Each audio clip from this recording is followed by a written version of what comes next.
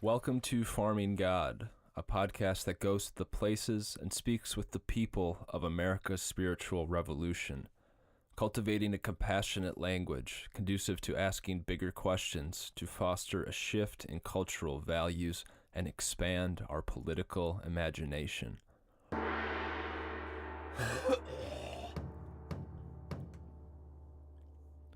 I went camping in the Boundary Waters. The wilderness and conversations that filled my time led me to consider climate change in a new way. The story includes a conversation on Naomi Klein's 2014 book, This Changes Everything.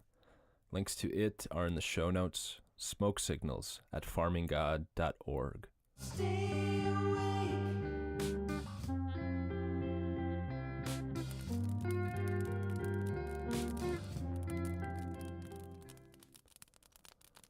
So here we are, a clear lake in front of us, a thick forest behind us. The tents are pitched, the bags organized, boots and socks drying on a rock in the sun. There's no one but us within miles, and obviously no cell service. We're standing around an unlit fire. Of course it's not lit, it's noon. Why am I even looking at it? Ryan is about to say something. We make eye contact, pause, silence. Quickly look away. There's nothing to do, and it's scary.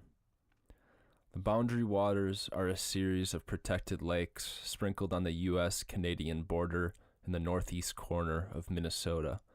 I grew up in Minnesota, but never visited the Boundary Waters until last week. After a 4-hour drive from Minneapolis, a group of 5 guys and I arrived at a bunkhouse outside of Ely, Minnesota, where we spent the night. The fluorescent lights, triple-decker bunk beds, and signs that read, "Group leader responsible for all bunkhouse damages," made me feel like a Boy Scout again. Except this time, I was the real deal. I, like the great northern fur trappers who had gone before me, was preparing to enter true wilderness. No more earning badges for bowling a strike at the White Bear Bowl, or slaps on the back for making it through Mr. David's haunted hayride without crying. This was adventure. We woke up early Saturday morning. The air was crisp and quiet.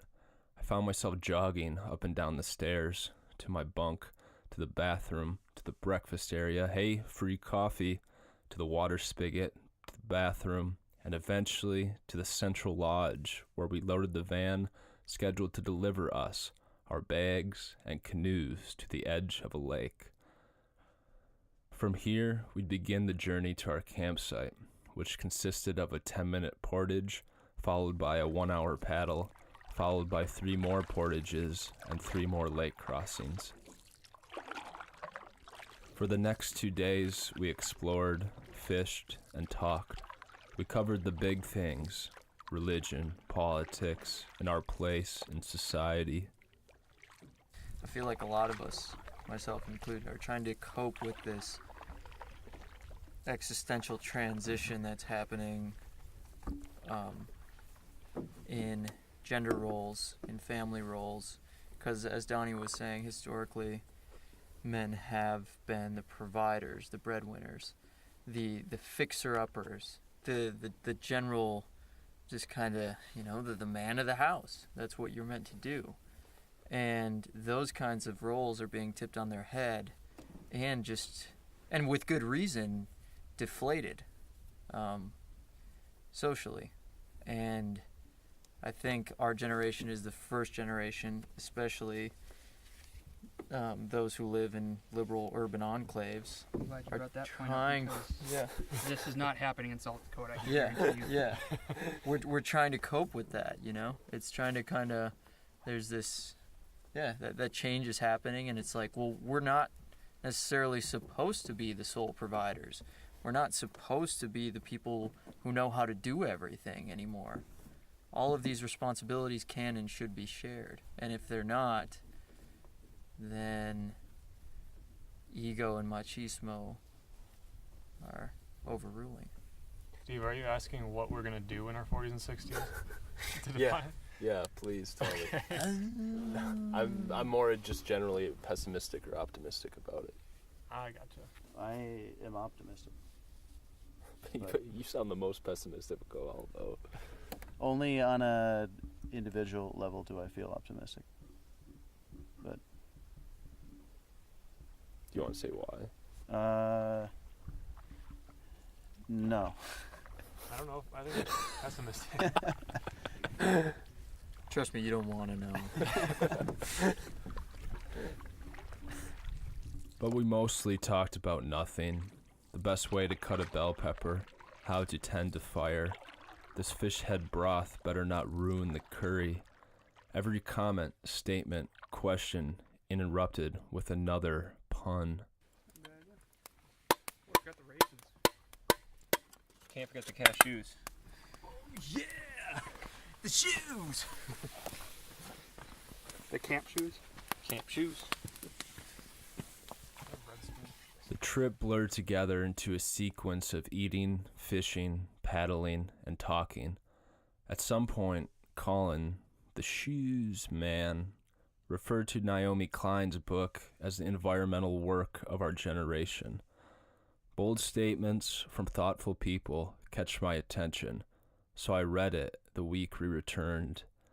I wouldn't recommend consuming it at this pace. It's alarming, overwhelming, and frankly, depressing. Out of a need for companionship along this desperate road, I texted Collin, "Can we please talk about this book?" He said yes.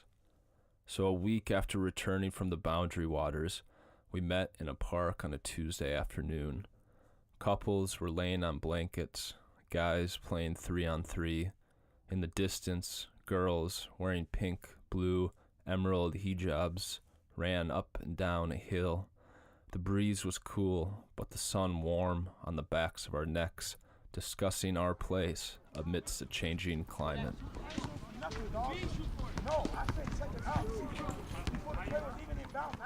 I mean, obviously, neither of us are climate change experts. Far from it. And I think it's not the point is for us to be experts. It's just to be kind of environmentally conscious 20-something-year-old men that are obviously have some sort of concern about the environment. Yeah. I mean, we're not complete lay people. We have Yeah. dedicated at least a portion of our conscious lives academically to this very area of study. So I want to start with I get to be the question master for a little bit, just about like who you are, because otherwise you're just a voice. Yeah. Really Yeah. kind of just briefly establish who you are, and then it'll be a bit uncomfortable for me, but actually like having more of a dialogue about Naomi Klein's This Changes Everything, which I just finished and you're in the process of. So who are you and what do you do? My name is Collin Motchke. As Steve said, I'm a 20-something-year-old living in the liberal urban enclave of the Twin Cities in Minnesota. And what do I do? I like that question, as we've discussed in the past. But what do I do? I like to spend my time growing and learning and hopefully making other people's lives better. And with those being my primary objectives, the environment seems like a very good place to start, because this is one thing that all people share, whether we like it or not. So Yeah. my podcast is called Farming God, Right. and I normally ask people about their spiritual upbringing. Mm-hmm. Do you mind if I ask you kind of? Yeah, sure thing. It's pretty unexceptional. Grew up in a Catholic family, not a super devout Catholic family, but we would go to church probably 2 to 3 times a month. And, I was baptized as an infant like anyone else. And then, ironically, my parents said that I needed to get confirmed, and then I can stop going to church. which makes no sense. Even I didn't know what confirmation meant, but I assumed that based on that word, it meant that you were a confirmed Catholic, that you were going to dedicate the rest of your life to that. But I did the exact opposite. I feel like after confirmation, I started turning away from organized religion, and that was in part informed by one of my uncles, his influence on me. We always talked about spirituality, and he had been going to India every single year, spending about a month of every year at ashrams, and would always tell me the teachings of the folks at those ashrams. And I didn't really do much independent study on what he was talking about, but he was convincing enough for me to think about spirituality outside of the confines of organized religions. So, yeah, that's kind of where I'm at. I still enjoy going to church. When people ask me if I'm a Christian, I say no, but that's not totally true, because when I pray, which I do on a normal basis, my prayer still is very Christian in nature, almost to the point of, well, it's Catholic in nature, almost to the point of, making the sign of the cross when I do it. And that probably is just more out of habit than it is out of anything. So. We both were environmental studies majors in undergrad. Right. You've decided to pursue academia a bit more. What led to that decision, and what are you going back to school for? Yeah. So after undergrad, I thought that I was... Well, immediately after undergrad, I thought that I wanted to pursue academia and make a career out of it, become a collegiate professor and wear my Birkenstocks and tweed pants and grow my hair out and just do that for the rest of my life. But surprisingly, the first 3 years after undergrad were extremely formative and helped me change my mind in that regard. The first year after undergrad, I worked in a university in Columbia, so I kind of got a taste of what that was like. Didn't really like it, mostly because I felt as though I was too much of a realist to live my life in academia, where everything is too high level, too macro, too theoretical. I like to be on the ground and in the trenches. And that's where I've been for the last 2.5 years, working a conventional 9-to-5 sales job, greasing my hair, pressing my pants, greasing my shoes before every day. Yeah, you look pretty professional right now. Yeah, yeah.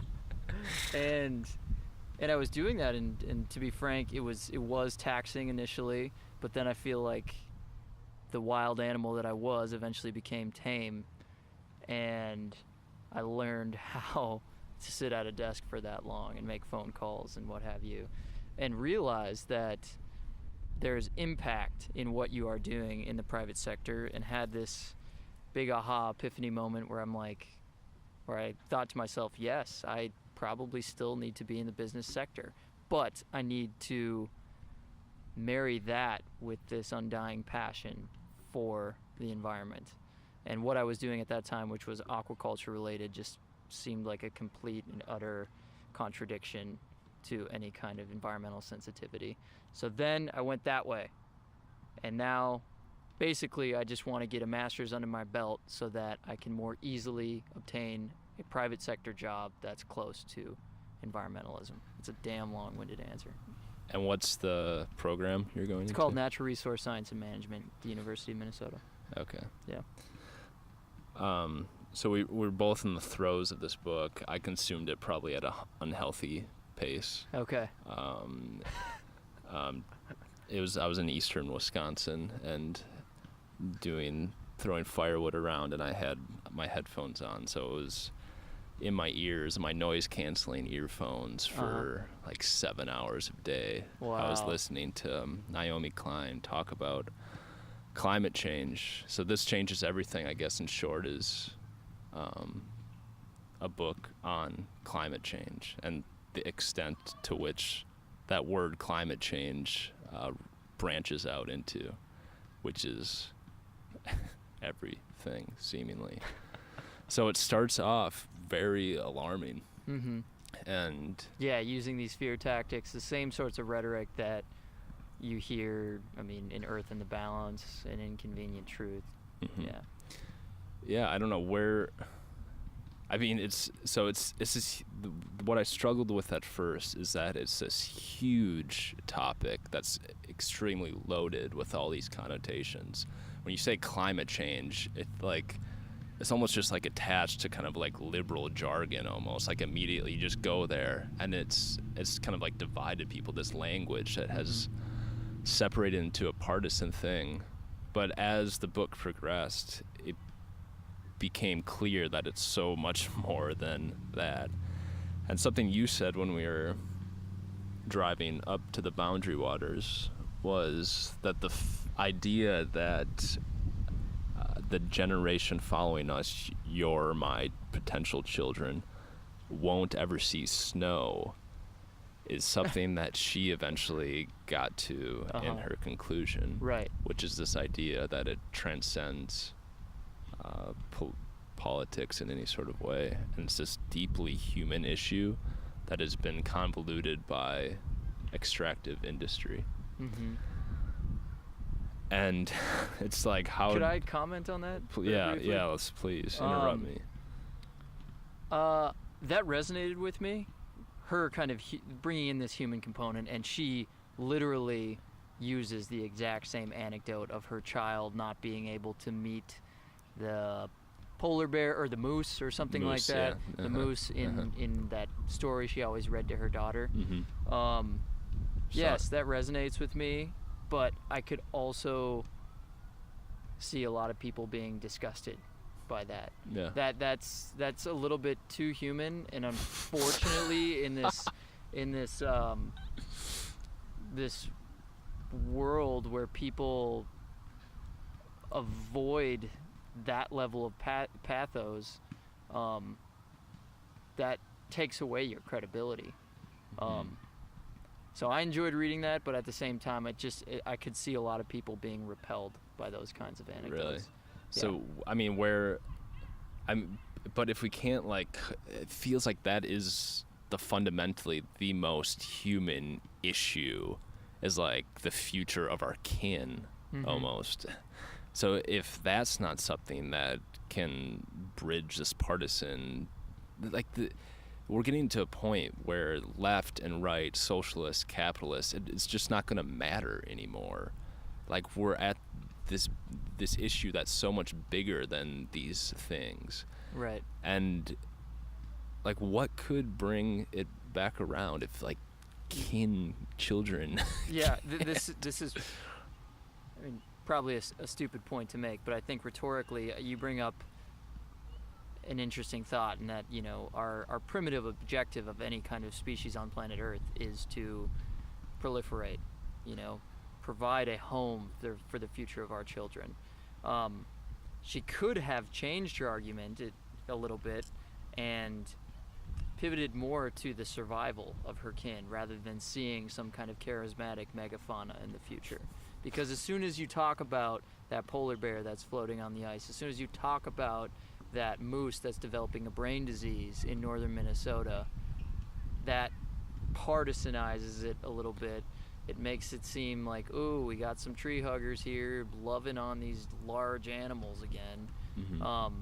Don't talk about animals. Talk about people. Talk about how Naomi Klein Jr. might not be able to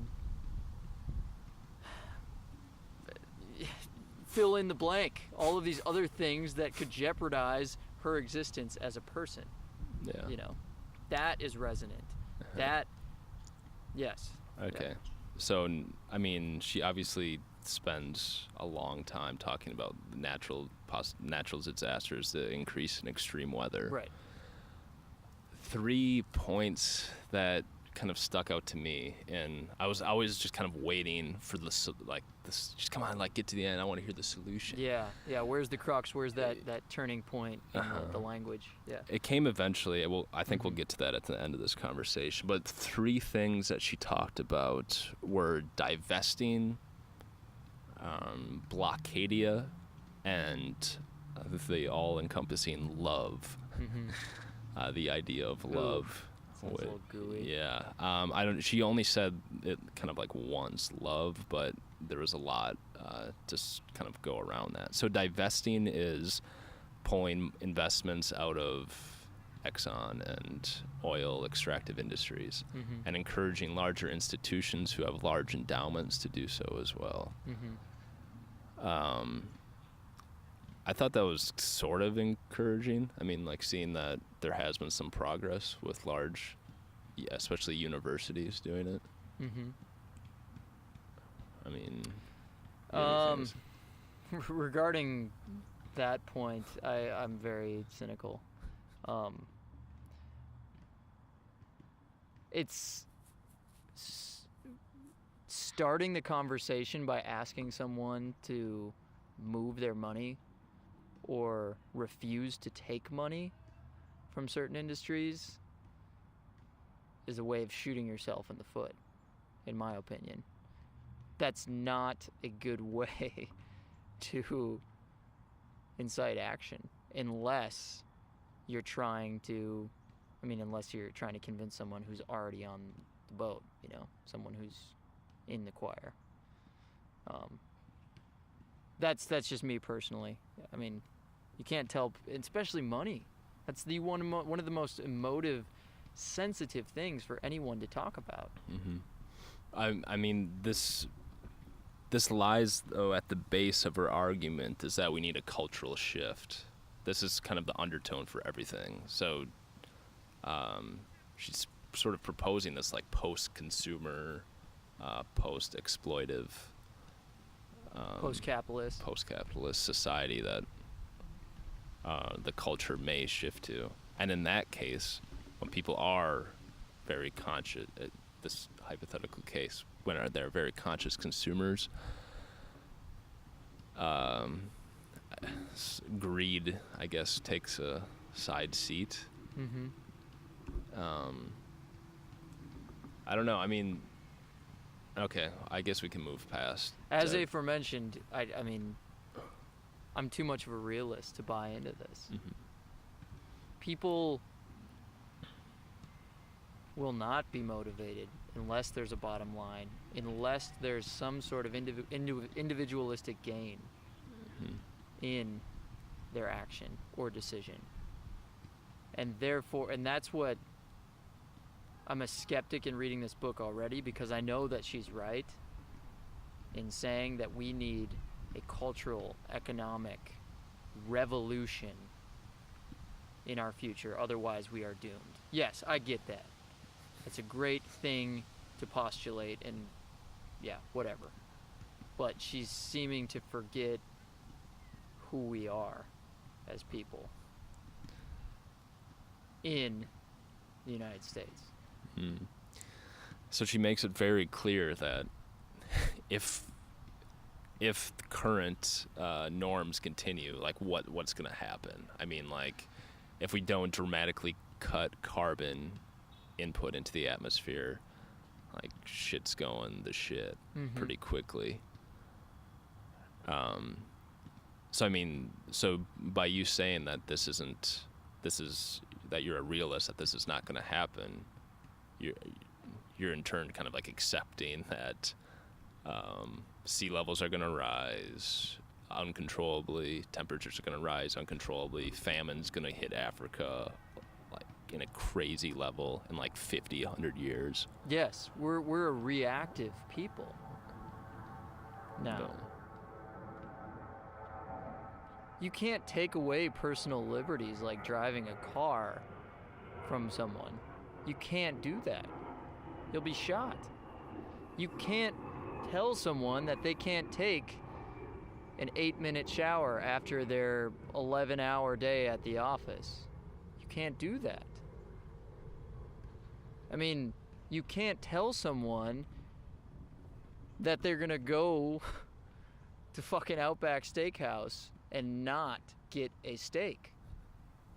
Am I wrong? I don't think so. Well, I mean, it has been done. Times of ration in the U.S. and Britain, and I think it was embraced pretty wholeheartedly in the U.S. when like 80% of households had victory gardens. In the U.K., personal driving decreased by like 80%, and public transport, that was like the chance to establish public transportation. So rations have happened, but only in times of war. It's because there was a unifying propulsion for these actions. The United States doesn't know what unity is. There's no doubt. I mean, like, and as every year passes, fewer and fewer people are agreeing on anything, man. So, like, our psyche has changed too much to even to make any of those anecdotes about wartime rationing relevant to today. I don't know. I'm sure Naomi Klein would agree with me in saying this. I'm sure you agree with me here, Steve. Yeah, we'll get to that. So Blockadia, I don't know. Have you got to this? No, I haven't. This No. part? Okay, so Blockadia is on the success that specific groups have had in slowing down development of extractive industries. So clogging up somewhere in the pipeline, Right. commerce of some sort. Yeah. So these were like the little stories about in the tar sands, for instance, Native American groups standing up and saying, "No, you can't come in here. You can't come into this forest," or Yep. just other Yep. kind of eco-terrorists, as they're called, preventing the deforestation. I think less terror. I Okay. don't think terrorist is being applied yet. There hasn't been much violent stuff Okay. like the 70s, but Yeah. so she outlines the ability for especially indigenous groups to call back on the claims of original treaties to slow down things, and shows like the success that some of them have had in doing so. I mean, the South Dakota pipe, what was that one, like 6 months ago? The Dakota tribes attempting to block the pipeline. Dakota Access Pipeline. Dakota Access, yeah. Regardless if it didn't end up stopping the pipeline, but Yeah. it definitely brought things to the forefront. And it's something that non-Native Americans, at least some, it's like a small sect, seem to be understanding of in a very small portion right now, is that like this is what we've done to Native Americans for hundreds of years, is take things from them. How can we keep doing it? And isn't it time to start reversing that cycle? So is the indigenous led was a big one, and then a lot of blue-green alliances, like environmentalists teaming up with labor union kind of things. You have any thoughts on Blockadia? Yeah. I haven't. Once again, this is cynicism coming through, and I did watch the feature documentary that kind of complements the book. If you haven't seen Do it, you remember what it's called? This changed everything. Oh, Yeah, there's a documentary with it. Yeah, so I'm Okay. sure it uses the exact same case studies that Okay. are in the rest of the Yeah. book. I actually watched the documentary before I even started reading this. Okay. But there was that turning point in the documentary, just like there is in every single climate change related book, something like that, where they start talking about the solutions. Yeah. And the music changes, it goes from a minor chord to a major chord, and the intent is to, start to make you feel warm and fuzzy on the inside and think great things about the future. So this particular part of the documentary, they have all of these very emotive protesters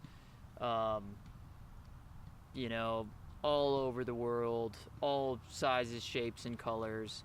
And it does. It feels good. It feels good. But I still have not been convinced enough of the success of these sorts of this sort of civil disobedience. I mean, you talk about Dakota Access Pipeline. What was the ultimate result? You and I both know. I mean, we're talking about it right now. yeah, we're talking about it. Yes, but the urgency that this book has doesn't allow for these kind of incremental things to happen. Yeah, there's progress. There's progress in talking about it, sure. But we're to a point now where shit has really got to happen. You know, and like I was saying before, these protests, anger, frustration, it just divides people more.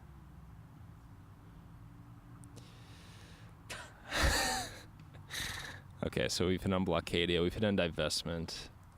And this is kind of the final point, which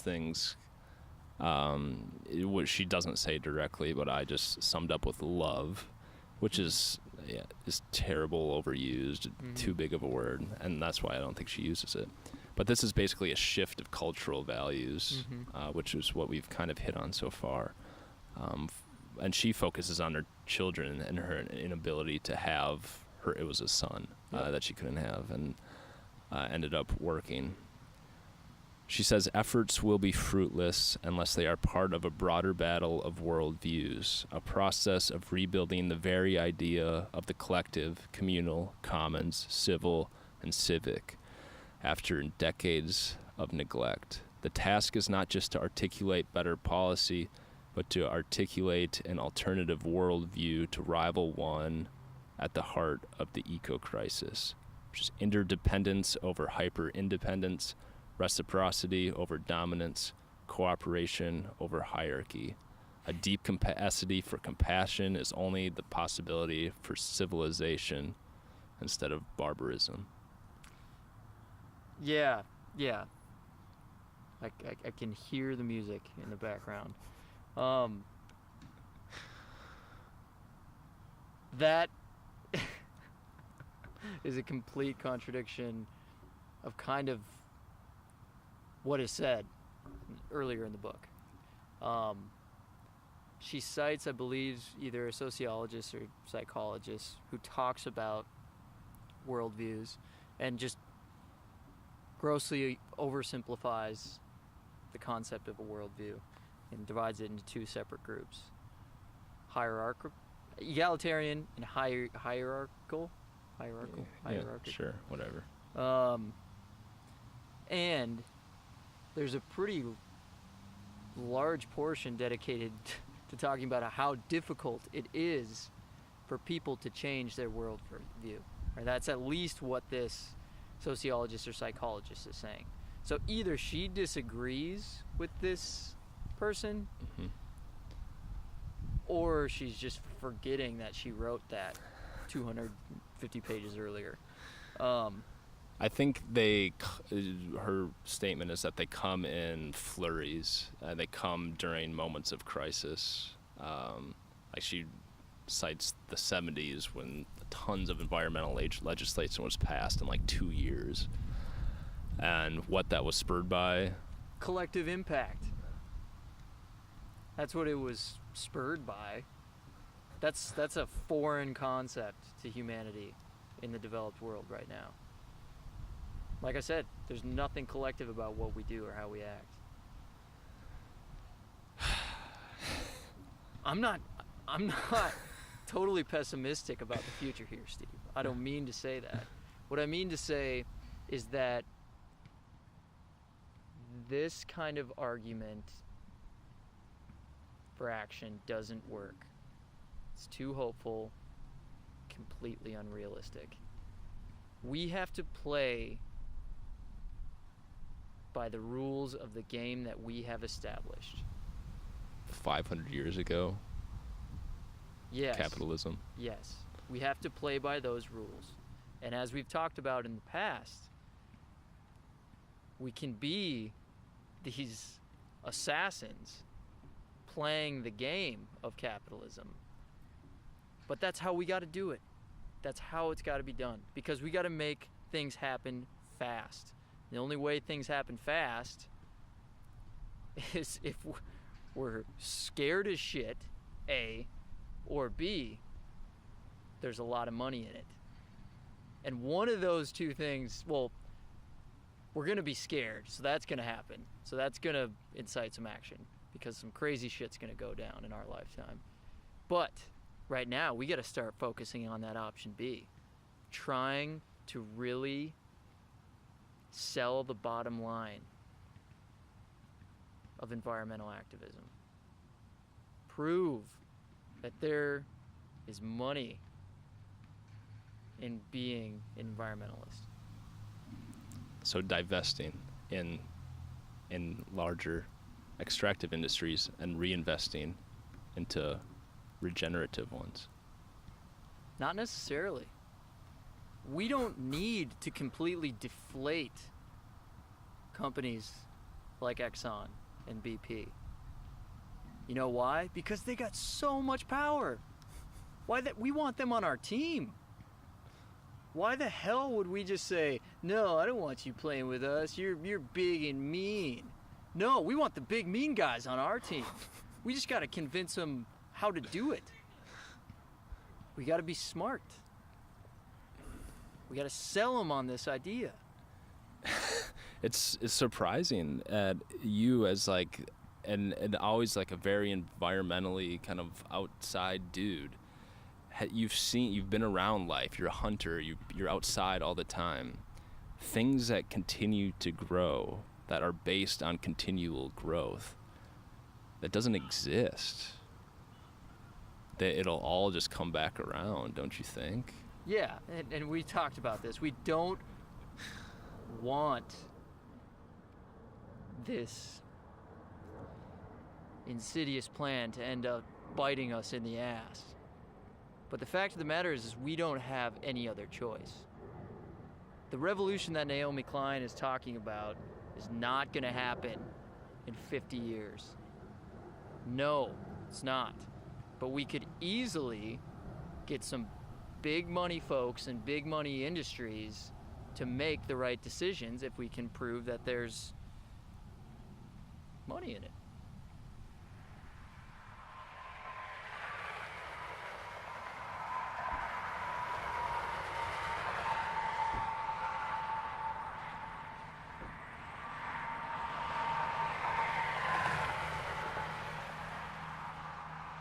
I remember returning to Minneapolis after the Boundary Waters trip.